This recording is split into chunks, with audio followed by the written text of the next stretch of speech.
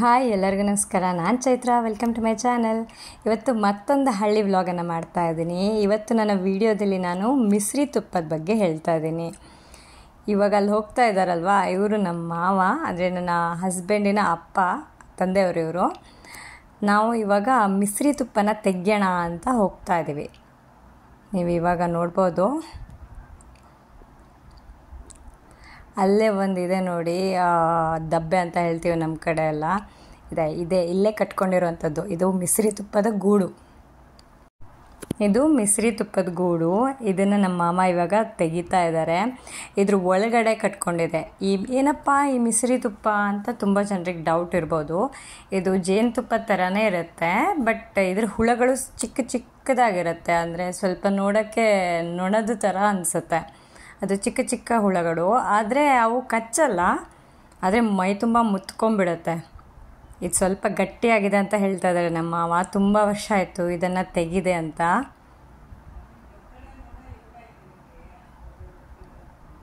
ಅದನ್ನು ತೆಗಿಯೋಕ್ಕೆ ಟ್ರೈ ಮಾಡ್ತಾ ಇದ್ದಾರೆ, ಬಟ್ ಹುಳಗಳೆಲ್ಲ ಅವ್ರ ಮೈನೆಲ್ಲ ಮುತ್ಕೊಬಿಡ್ತು. ಸೊ ಅದಕ್ಕೆ ಇವಾಗ ಮತ್ತೆ ಫುಲ್ ಪ್ಯಾಕ್ ಆಗಿ ಹೋಗ್ತಾ ಇದ್ದಾರೆ. ಆವಾಗ ಕಿವಿಗೆ ಮೂಗಿಗೆಲ್ಲ ಹುಳಗಳು ಮುತ್ತಕ್ಕೆ ಸ್ಟಾರ್ಟ್ ಮಾಡಿಬಿಟ್ವು. ಅದಕ್ಕೆ ಮತ್ತೆ ವಾಪಸ್ ನಾವು ಮನೆಗೆ ಬಂದು ಇವಾಗ ಮತ್ತೆ ಹೋಗ್ತಾ ಇದ್ದೀವಿ. ಸ್ವಲ್ಪ ಕಿವಿನೆಲ್ಲ ಕವರ್ ಮಾಡ್ಕೊಂಡು ಹೋಗ್ತಾ ಇದ್ದಾರೆ ನಮ್ಮ ಮಾವ. ಅವ್ರಿಗೆ ಫನಿ ಅನ್ನಿಸ್ತಾ ಇದೆ ನಾನು ಇವಾಗ ವೀಡಿಯೋ ಮಾಡ್ತಾ ಇರೋದಕ್ಕೆ, ಬಟ್ ಆದರೂ ಹೋಗ್ತಾ ಇದ್ದಾರೆ. ಅದ್ರ ಜೊತೆ ನಮ್ಮನೆ ನಾಯಿ ಇದೆ ನೋಡಿ, ಅವನ ಹೆಸರು ಪಾಂಡು ಅಂತ. ಅವನು ಬರ್ತಾ ಇದ್ದಾನೆ ನಮ್ಮ ಜೊತೆನೆ.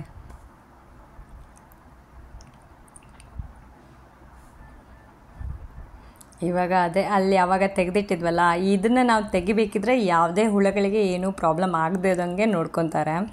ಯಾಕೆಂತಂದರೆ ನಾವು ನಮ್ಮ ಸಲುವಾಗಿ ನಾವು ಈ ಥರದನ್ನೆಲ್ಲ ತೆಗಿಬೇಕಿದ್ರೆ ಬೇರೆ ಪ್ರಾಣಿಗಳಿಗೆ ತೊಂದರೆ ಕೊಡಬಾರ್ದಲ್ವ. ಅದಕ್ಕೇ ಆದಷ್ಟು ಆ ಹುಳಗಳಿಗೆ ಏನೂ ಪ್ರಾಬ್ಲಮ್ ಆಗದೇ ರೀತಿಯಲ್ಲಿ ನಾವು ಮಾಡ್ತಾ ಇರೋದು. ಸ್ವಲ್ಪ ಕಷ್ಟಪಡ್ತಾ ಇದ್ದಾರೆ ಅದನ್ನು ಓಪನ್ ಮಾಡೋಕ್ಕೆ.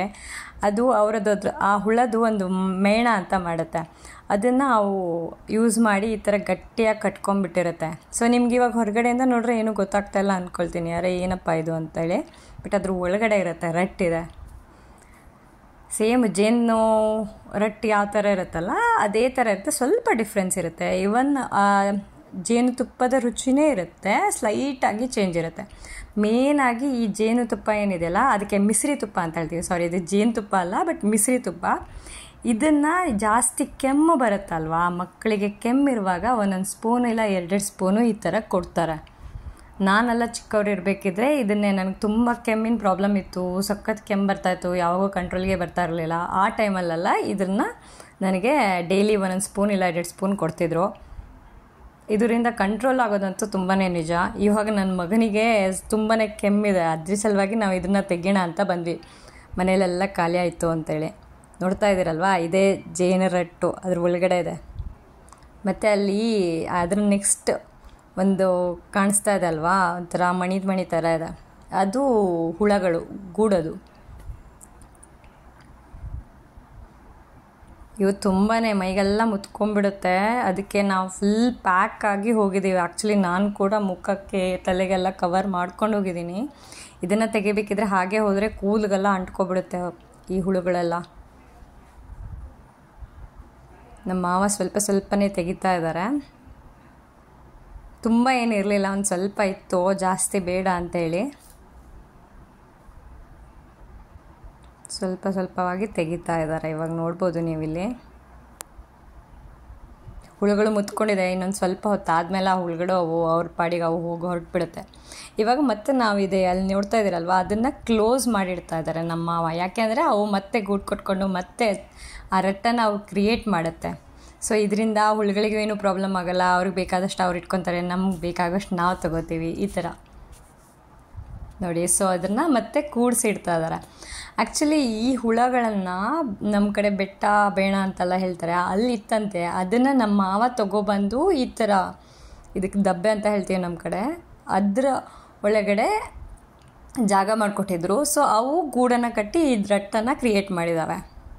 ಸೊ ಇವಾಗ ರಿಟರ್ನಾಗಿ ನಮ್ಮ ಮಾವ ಅದನ್ನು ಒಂದು ಸಣ್ಣ ಟೈರ್ ಬಳ್ಳಿ ತೊಗೊಂಡು ಅದನ್ನು ಗಂಟು ಕಟ್ಟಿ ಇಟ್ಟಿದ್ದಾರೆ ನೋಡಿ. ಬಿಕಾಸ್ ಅದು ಫ್ಯೂಚರಲ್ಲಿ ಮತ್ತೆ ಅಲ್ಲೇ ಹುಳುಗಳಿರುತ್ತೆ, ಅಲ್ಲೇ ಅವು ಗೂಡು ಕಟ್ಕೊಳ್ಳುತ್ತೆ, ಮತ್ತು ಅಲ್ಲೇ ಈ ರೆಟ್ಟನ್ನು ಕೂಡ ಕ್ರಿಯೇಟ್ ಮಾಡುತ್ತೆ. ತುಂಬ ಚಿಕ್ಕ ಚಿಕ್ಕದಾಗಿರೋದು. ಸೊ ನಿಮ್ಗೆ ಅಲ್ಲಿ ಕಾಣಿಸ್ತಾ ಇದೆಯಲ್ಲ ಇಲ್ಲೋ ನಂಗೆ ಗೊತ್ತಿಲ್ಲ, ನೊಣಗಳ ಥರನೇ ಅನಿಸುತ್ತೆ. ಜೇನು ಹುಳದ ಥರ ಅಷ್ಟು ದೊಡ್ಡದಾಗೂ ಇರಲ್ಲ, ತುಂಬ ಚಿಕ್ಕ ಚಿಕ್ಕದಾಗಿರುತ್ತೆ ಈ ಹುಳಗಳು. ಸರಿಯಾಗಿ ಕಟ್ಟಿಡ್ತಾ ಇದ್ದಾರೆ, ಆಮೇಲೆ ಬಿದ್ದೋದ್ರೆ ಅಂಥೇಳಿ. ಸೊ ಅದೇ ಜಾಗದಲ್ಲಿ ಯಾವ ಜಾಗದಿಂದ ನಾವು ತೆಗೆದಿದ್ವಲ್ವ ಅದೇ ಜಾಗಕ್ಕೆ ವಾಪಸ್ಸಾಗಿರ್ತಾ ಇದ್ದಾವೆ. ಸೊ ಈ ಹುಳಗಳು ಮತ್ತೆ ಅಲ್ಲೇ ಹೋಗುತ್ತೆ. ಕಾಣಿಸ್ತಾ ಇದೆಯಾ? ಜೇನು ರಟ್ಟು ಒಂದು ಸ್ವಲ್ಪ ಮಾತ್ರ ತಗೊಬಂದರು. ಅಂದರೆ ಔಷಧಿಗೆ ಎಷ್ಟು ಬೇಕೋ ಅಷ್ಟನ್ನು ಮಾತ್ರ ಇಟ್ಕೊಳ್ಳೋಕ್ಕೆ ಅಂತ ನಾವು ತೊಗೊಬಂದಿದ್ದೀವಿ. ಇವ್ರನ್ನ ಮತ್ತೆ ಎಲ್ಲ ಹುಳುಗಳನ್ನೆಲ್ಲ ತೆಗಿತಾ ಇದ್ದಾರೆ. ಬಿಕಾಸ್ ಆ ರಟ್ಟನ್ನು ಹಿಂಡಬೇಕಿದ್ರೆ ಹುಳ ಬಂದರೆ ಪಾಪ ಹುಳಕ್ಕೂ ಪ್ರಾಬ್ಲಮ್ ಅಲ್ವಾ, ಅದು ಒಂದು ಜೀವಿ ಅಲ್ವಾ, ಅದಕ್ಕೆ. ಸೊ ಇವಾಗ ನೋಡಿ ಹಾಕ್ತಾ ಇದ್ದಾರೆ. ತುಂಬ ಏನು ಬಂದಿಲ್ಲ, ಒಂದು 10ರಿಂದ 15 ಸ್ಪೂನ್ ಆಗುವಷ್ಟು ಮಾತ್ರ ಬಂದಿದೆ. ಅಲ್ಲಿ ನನ್ನ ಮಗ ಮತ್ತು ಅವ್ರ ಅಣ್ಣ ಧ್ಯೇಯ ಅಂತ ಅವನ ಹೆಸರು, ಅವನು ಕೂಡ ನೋಡ್ತಾ ಇದ್ದಾರೆ ಯಾವಾಗ ಕೊಡ್ತಾರಪ್ಪ ಅಜ್ಜಿ ನನಗೆ ಇದನ್ನ ಅಂತ. ಅದೆಲ್ಲ ನಮ್ಮ ಮತ್ತೆ ನೋಡ್ತಾ ಇದ್ದಾರೆ, ಎಲ್ಲಾದರೂ ಹುಳಗಳಿದೆಯೋ ಇಲ್ವೋ ಅಂತೇಳಿ ಸ್ವಲ್ಪ ನೋಡಿ ಅದನ್ನು ರಟ್ಟನ್ನು ಹಿಂಡ್ತಾ ಇದ್ದಾರೆ.